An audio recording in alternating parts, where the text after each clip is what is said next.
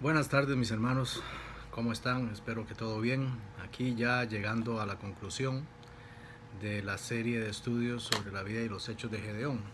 Una serie que nos ha tomado 10 capítulos exactamente, o 10 episodios, como les he venido llamando.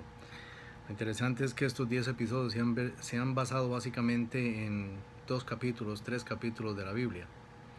Y eso nos enseña que de las escrituras se puede aprender muchísimo si las leemos con detenimiento, si tratamos de escudriñar la escritura como nos recomienda el Padre Celestial. Y este último capítulo se llama Vuelve la puerca lavada a revolcarse en el lodo. Y quiero hacer primero un repaso, como hago siempre, antes de empezar el estudio de hoy. Gedeón, ya habiendo derrotado al resto del ejército madianita, a los 15,000 soldados que sobraban, y habiendo también capturado y ejecutado a los 2 reyes de Madián que todavía quedaban vivos, había tomado su venganza en los habitantes de Sucot y de Peniel. Luego le ofrecieron que fuera señor sobre Israel. No usan la palabra rey, usan la palabra señor. Señorea tú y tu hijo sobre nosotros. Pero Gedeón rehúsa el ofrecimiento. Luego de un pequeño análisis ahí, llegamos a la conclusión de que Gedeón rehusó no necesariamente por no querer tomar él el crédito, sino por una característica que ya hemos visto varias veces en Gedeón, que es la debilidad de carácter, la duda en sí mismo. Luego vemos que Gedeón se hace rico, recibe como regalo los aretes que traían todos los derrotados y sus camellos, y con todos esos aretes y todo ese oro hace un efod de oro. Ya aprendimos también que el efod es una vestimenta, una pequeña túnica que usaba el sumo sacerdote durante la adoración en el tabernáculo, y también era un instrumento de adivinación, un instrumento por el cual se podía determinar la voluntad de Dios. ¿Cómo? No me pregunten, pero hay instancias en las cuales un efod fue usado para inspirar al que lo estaba usando y determinar cuál era la voluntad de Dios en ese momento. También vimos que ese efod se convirtió en una piedra de tropiezo para Israel. Empezaron a adorar al efod, empezaron a darle propiedades casi milagrosas, y se convirtió en otro objeto de idolatría. Gedeón se fue a vivir, a retirarse a tierra de sus padres, y allí nos cuenta la escritura que tuvo 70 hijos, porque tuvo muchas mujeres, y tuvo un hijo con una concubina, al cual nombró Abimelech. Y este hijo de Gedeón posteriormente hizo un complot y asesinó a todos los 70 hijos de Gedeón, y se autoproclamó el rey sobre Israel, y causó mucha división y mucha desgracia en el pueblo israelita. Lo cual nos enseña que aun y cuando Gedeón había sido un hombre llamado por Dios, había cometido pecado, había cometido inmoralidad sexual, y Jehová no había perdonado eso, y en el propio pecado de Gedeón estuvo su castigo también. Ahora llegamos al último episodio, como dije anteriormente, que es la culminación de esta historia con la muerte de Gedeón. Pero antes de leer la escritura, vamos a ir al Padre Celestial en oración. Señor, te damos gracias por este día que ya estamos pasando, que ya está llegando a esa etapa en la que podemos regresar a nuestros hogares, descansar y reflexionar en lo que hemos hecho durante el día, Señor. Te pido, Padre, que cuides, que bendigas a todos mis hermanos y a todos aquellos que estén viendo este video. Te pido, Señor, que tu voluntad sea hecha en cada uno de ellos y que de esta enseñanza, de esta escritura, de este estudio, reciba cada uno el mensaje que tú le quieras dar. Te damos gracias por todo y todo te lo pedimos en el nombre de tu Hijo Jesucristo, nombre que es sobre todo nombre. Amén. Este estudio de hoy, el último, está basado en el capítulo 8 del libro de los Jueces, versículos 33 al 35. Dice así la palabra del Señor. Pero aconteció que cuando murió Gedeón, los hijos de Israel volvieron a prostituirse yendo tras los Baales, y escogieron por Dios a Baal Perit. Y no se acordaron los hijos de Israel de Jehová su Dios, que los había librado de todos sus enemigos en derredor. Ni se mostraron agradecidos con la casa de Jerobaal, el cual es Gedeón, conforme a todo el bien que él había hecho a Israel. Y aquí vemos que el temor de Gedeón se ve confirmado, porque dice que aún después de muerto los israelitas no tuvieron respeto por su casa, por su descendencia, tal y como él se lo había sospechado que iba a suceder. Así que ahí pues no le falló la intuición a Gedeón, y en realidad tal vez era una intuición muy bien informada en el hecho de que Israel ya llevaba muchos años en las cuales se repetía la misma historia. Caía en cautiverio por su pecado, Jehová lo libraba, volvía a caer en cautiverio otra vez, se entregaban a su pecado otra vez y volvían a caer en cautiverio. Y ese ciclo se repetía y se repetía y se repetía. Israel con el pecado de la idolatría, Israel siendo castigado con cautiverio o con opresión por un adversario, Israel siendo librado por la mano de Jehová, Israel volviendo al pecado de la idolatría. Y ahora ven por qué este último episodio se llama Vuelve la puerca recién bañada a revolcarse al lodo.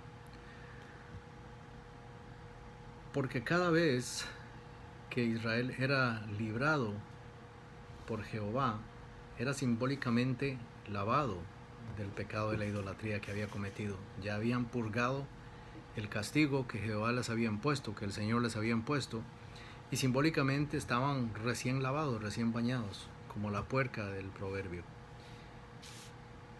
Pero tan pronto ocurría esta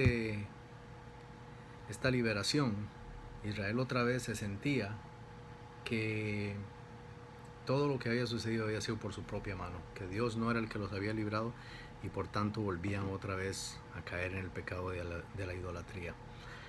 Y a veces nosotros somos muy rápidos en condenar eso y en decir qué barbaridad, que esos judíos no aprenden y que esos judíos aquí, que esos judíos allá. Pero ¿cuántos de nosotros estamos también atrapados en ese ciclo en el cual cometemos un pecado, nos alejamos de Dios, recibimos disciplina, volvemos corriendo a Dios, llorando, pidiendo perdón, haciendo propósitos, haciendo promesas, y tan pronto nos sentimos como que otra vez estamos levantados, otra vez estamos de pie, ya pasó aquella calamidad, ya pasó aquella depresión, ya pasó aquella tristeza, ya pasó aquella enfermedad, lo que haya sido, volvemos a caer en el mismo pecado de soberbia y nos volvemos a alejar de Dios. ¿Cuántos de nosotros hacemos eso constantemente? Así que no somos quien para juzgar al pueblo de Israel y decir qué bárbaros, que si yo hubiera visto, si yo hubiera hecho, porque nosotros vemos milagros todos los días. Igual que los judíos vieron milagros tal vez más palpables y tal vez más sustanciosos, no necesariamente quiere decir que nosotros no vemos milagros también. Aparte de eso, recuerden que habían pasado ya muchos años, habían pasado cientos de años desde que Israel había sido librado de Egipto y había visto todos aquellos milagros de las plagas y de la travesía a través del mar, del mar Rojo, que había sido dividido cuando Moisés extendió su báculo. Habían pasado muchos años de eso, así que tal vez para muchos de ellos eso eran historias, eso eran leyendas de sus abuelos, de sus bisabuelos, cosas que ellas no habían visto, no los creían. ¿Y cuántos de nosotros somos así? ¿Cuántos de nosotros pensamos como el apóstol Tomás, ver para creer? Así que no somos quien para juzgar al pueblo de Israel. En el versículo número 33 nos dice que Israel había escogido por Dios a Baal Berit. Baal Berit significa Señor del Pacto. Y es posible, hay ciertos indicios, de que la religión de este Dios mezclaba elementos cristianos con elementos paganos. Y ahí vemos otra ilustración de lo que nosotros mismos hacemos también muchas veces, que mezclamos adoración a Dios con adoración al mundo, que mezclamos el propósito de seguir a Dios con el deseo de seguir al mundo. Y con esto no quiero decir que debemos llevar las cosas a un extremo tampoco, de que ahora que he decidido que voy a reconciliarme con Dios y voy a seguir a Dios, entonces ya no voy a volver a trabajar, no voy a volver a leer libros, a escuchar música, a ver la televisión, a salir con mi familia. No voy a mezclarme con el mundo absolutamente. No, ese no es el caso. Porque si recordamos las enseñanzas del Señor Jesucristo, no es lo que está fuera del hombre lo que contamina al hombre, sino lo que sale del corazón. Y si tu corazón está recto con Dios y está entregado a Él, ya estás apartado del mundo, aun y cuando sigas interactuando con el mundo, porque no podemos aislarnos completamente y completamente separarnos del mundo. No podemos, es imposible. Por mucho que alguien diga por ahí, sí se puede, yo quiero verlo, que lo haga, porque es imposible. Siempre vamos a querer ver cuántos likes le han dado alguna de nuestras fotos en Facebook. Siempre vamos a querer ver qué es lo que está pasando en Instagram, quién puso fotos. Siempre vamos a querer leer las noticias y todo esto. Así que no nos engañemos a nosotros mismos pensando que podemos completamente apartarnos del mundo, pero sí podemos apartar nuestro corazón del mundo y podemos ponerlo al servicio de Dios. Sin embargo, aquí los israelitas tenían una religión ahora que les permitía sentirse como que estaban teniendo un grado de interacción espiritual con una deidad, mientras podían continuar en su relajo y en su fiesta y en su jolgorio. Y qué religión tan conveniente esa, ¿no? Pero ahí otra vez no somos quien para juzgar. Solamente Dios es el que tiene el derecho de juzgar, solamente Dios es el que puede decir si esto es digno de castigo o no. Ahí no hay nada que hacer.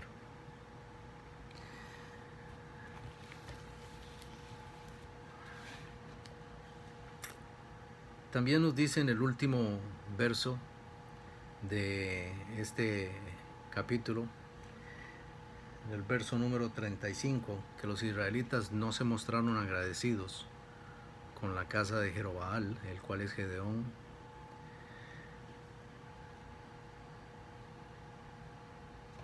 ni expresaron ningún tipo de aprecio por su familia. Y ahí también pues creo que es una imagen muy parecida a la que podemos ver en muchos de nosotros. Porque aun y cuando Dios envió a su Hijo Jesús a morir por nosotros, ¿cuántos de nosotros verdaderamente agradecemos ese sacrificio? ¿Cuántos de nosotros verdaderamente apreciamos lo que hizo Dios al enviar a Jesús a morir por nosotros? Y lo que más me gusta de este estudio es que podemos ver que la Biblia mantiene una hegemonía, mantiene una cohesividad a través de todas sus páginas, desde el Génesis hasta el Apocalipsis, en las cuales nos demuestra unos cuantos principios que son bastante importantes y que son constantes a través de la Escritura. Y creo que el más importante de ellos es que Dios nos ama, que Dios castiga al pecador, pero que Dios perdona. Y esa enseñanza es ampliamente demostrada aquí, en estos estudios que hemos hecho sobre la vida de Gedeón. Israel había pecado, había cometido idolatría. Jehová decidió llamar a Gedeón para librar a Israel. Demostró perdón, demostró amor. Lavó el pecado de idolatría de Israel en la sangre de los madianitas. E Israel volvió a caer en pecado. Y sin embargo, si continuamos leyendo el libro de los jueces, el libro de 1 y 2 Samuel, 1 y 2 Reyes, Crónicas, todos los libros que siguen ahí, la historia continúa repitiéndose. Israel peca, Dios lo castiga, pero lo perdona y lo libra. Así que podemos estar seguros de que aun cuando pequemos, Dios nos ama, y eso no significa que no nos va a castigar. Sí habrá castigo, pero también habrá perdón. Ahora quiero hacer un pequeño repaso, demostrando algunos paralelos entre Gedeón e Israel. Gedeón empezó en esta historia como un agricultor humilde. Israel también empezó como una nación que se derivó de un solo hombre, del cual tomó también su nombre, de Jacob, que posteriormente se llamó Israel. Gedeón pasó de ser agricultor humilde a ser un guerrero. Claro, un guerrero a la fuerza, no fue algo que él aceptó así tan entusiásticamente, más bien trató de quitarse de la responsabilidad. Israel también pasó de ser un pequeño pueblo, una familia pequeña, a ser una nación grande, poderosa, una nación guerrera.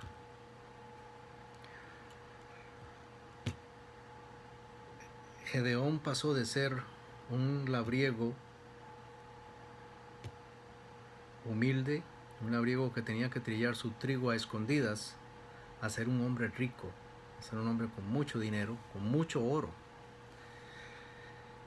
De la misma manera, Israel pasó de ser una nación o un pueblo pequeño a una nación rica, una nación con mucha riqueza a causa de todas sus conquistas.